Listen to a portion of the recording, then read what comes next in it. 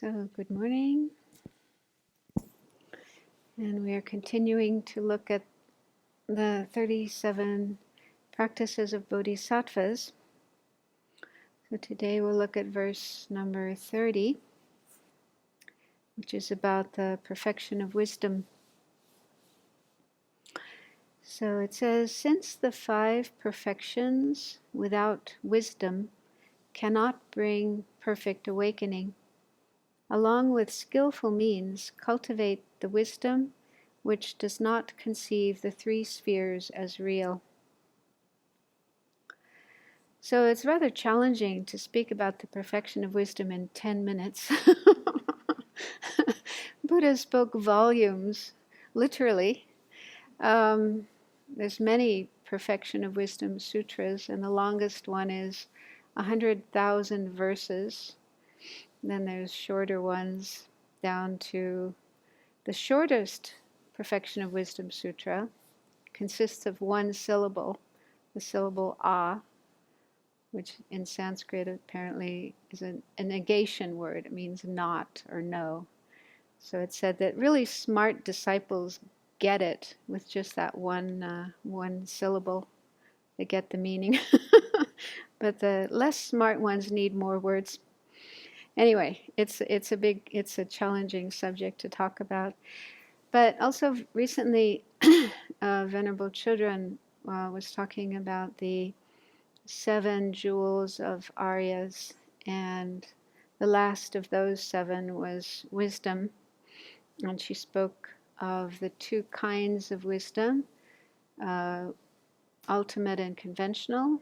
So ultimate wisdom is the one we usually think of when we think of wisdom. It's wisdom understanding the true nature of things, the ultimate mode of existence of things, how they're empty of existing inherently, independently, and so on. But then there's also conventional wisdom, or wisdom of conventionalities, which includes learning different arts, sciences. And for Bodhisattva, this is really important because a Bodhisattva strives to help as many beings as possible in all different ways. So it's useful to know about medicine and science and philosophy and other topics. So Bodhisattva needs to develop those 2 aspects of wisdom. And I just want to talk a little bit about the term perfection, because we call these 6 practices perfection. So the meaning of perfection of giving and so forth, up to perfection of wisdom, is that the bodhisattva does these practices with the motivation of bodhicitta, the aspiration to become fully enlightened, to help all living beings. So it's only when that motivation is there behind the practice that it becomes the perfection. So if somebody's giving food to a homeless person or an animal or whatever, but they're not doing it with that motivation, then it doesn't become the perfection of giving. And here it says that the other 5 perfections, if they don't have wisdom, they cannot bring perfect awakening. So I think maybe it's in one of the sutras, it says that the other 5 perfections, giving through concentration, are like blind people who are not able to see where they're going, not able to reach their destination on their own. So the perfection of wisdom is like a person who has good eyesight and is able to guide the other 5 to awakening. Yeah. So just practicing the first 5 perfections without wisdom will not on its own bring awakening. The perfection of wisdom is needed to reach full enlightenment. And the way this is done is mentioned in the last 2 lines, mainly the last line. It talks about the wisdom which does not conceive the 3 spheres as real. So the 3 spheres refer to the 3 aspects of any action that we do or any experience that we have. There's always these 3 parts. First is the agent, the person or the mind that is doing the action or having the experience. And then there's the action itself or the experience itself.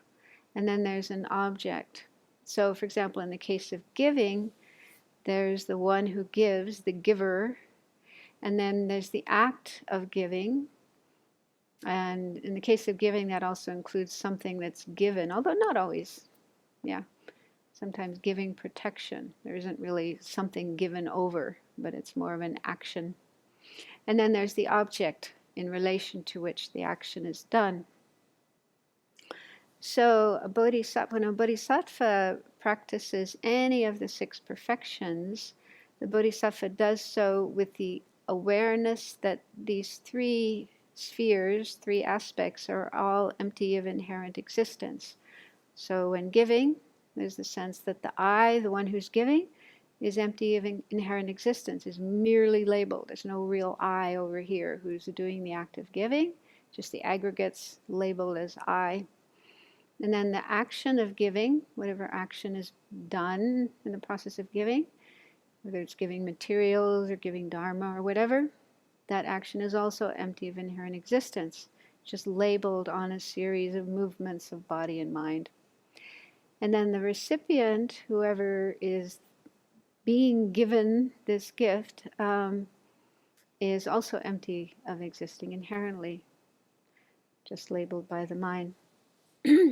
So in the same way, with all the 6 perfections, when a bodhisattva is doing any of these practices, like concentration, there's no inherently existing I who is sitting here meditating, no inherently existing action or practice of meditating and developing concentration, no inherently existing object that's being meditated upon. So the bodhisattva needs to maintain awareness of the emptiness of inherent existence of all of those 3. So this is, of course, not easy. And I mean, just to understand emptiness requires a lot of time and energy to listen to teachings, think about them, meditate on them, and so on, to get an actual understanding of emptiness. But I think it can be helpful to at least sometimes try out this practice. And I was thinking that maybe today, because we're going to be having lunch soon, we could, it's just a suggestion, but if you can, try to do this practice at least part of the time while eating lunch. Because when we're eating lunch, we're not just eating for the sake of eating, but we transform it into an act of giving. We visualize the food as blissful nectar. We mentally offer it to all the objects of refuge, Buddha, Dharma, and Sangha. And also we can think of sharing it with all sentient beings, wishing that they could all have food as well. So it's transformed into an act of giving. And so if you like the idea, you could try this today while we're offering the food and then eating the food. To remember that the one who is doing this action of offering the food, eating the food, and so on, is empty of inherent existence. There's no inherently existing I over here anywhere in our 5 aggregates.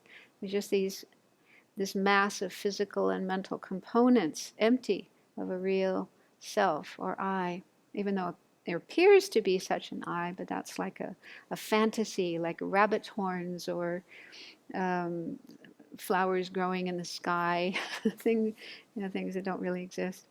So there's the emptiness of the I, and then the act of eating, the act of offering the food, and then eating the food, and so on. This is also empty of existing inherently. It's just a series of movements of body and mind. And if we try to find a real action in there among all of those, we cannot find it. And then the object, either the object that we're offering the food to or the food that we're eating. Also, if we search for an inherently existing, real, independent object there among all of the parts, we cannot find it.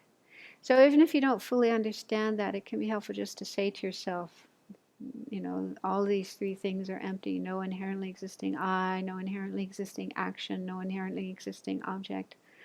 So doing this leaves imprints on our mind. to be able to eventually in the future be able to do this bodhisattva practice of doing all actions within awareness of the emptiness of the three spheres. And in that way leave imprints for the development of the perfection of wisdom, a very, very important, precious practice for our enlightenment and benefiting all sentient beings. Thank you.